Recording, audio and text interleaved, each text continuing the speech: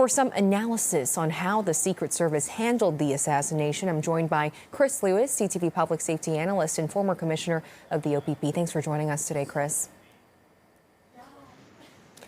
Now, the Secret Service, they train for moments like the one that happened last night. On a whole, how do you think they handled the assassination attempt? I think there was a real colossal failure in the assassination attempt. I think once the bullet started to fly, they did the right things. They got the former president out of there. They neutralized the shooter.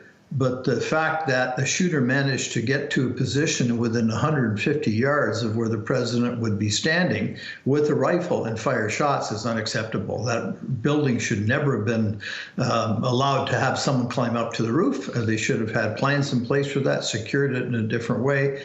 And so that's where the failure lies.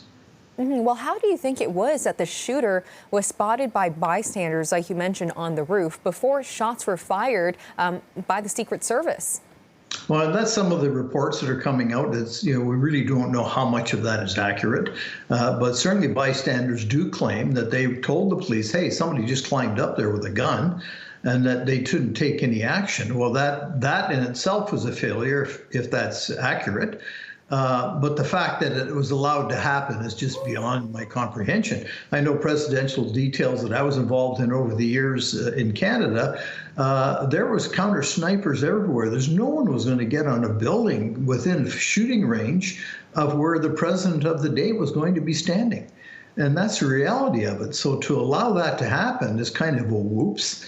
And then ultimately, once the bullet started flying, their response on the where he was at the podium, I found odd. They basically stood there with him, allowed him to do some hand pumps and say whatever it is he said, as opposed to just rushing him right out of there. There shouldn't have been any time standing around. It should have been grab him, gone. And that's the way the protocols always are.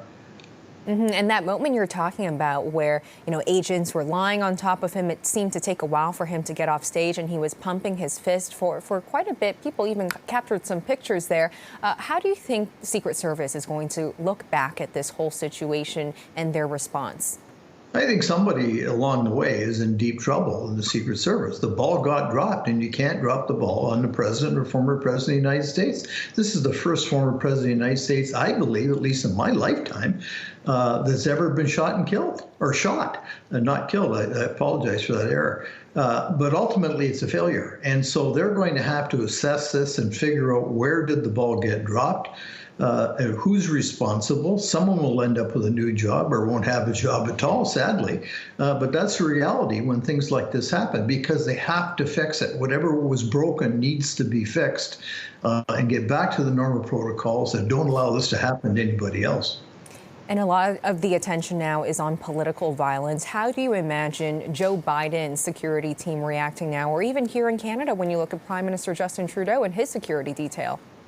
Well, all security details of people of that nature, and the Prime Minister of Canada's security threat is not near what a president's is. The President of the United States is generally the person that has the highest security rating in the entire world.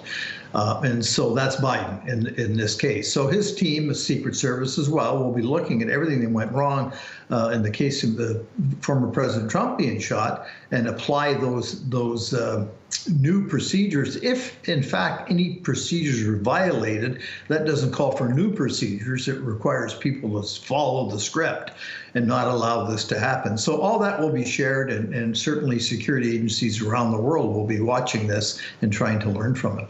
And talking a little bit about the suspected shooter, he is quite young, just 20 years old. What do you imagine the FBI is doing right now in terms of trying to make sense of the motive behind this action? Well, motive will be key, because people will be wondering, is he representing some terrorist group or some extremist group? What was the reason he did this? Is he a lone shooter that for whatever reason decided he was going to take this action? Well, the investigation needs to drill down to that level. What has he said to others? What's his online presence? All his emails, everything in his phone and laptops, etc. Who's he said what to? Where did he get the gun and why?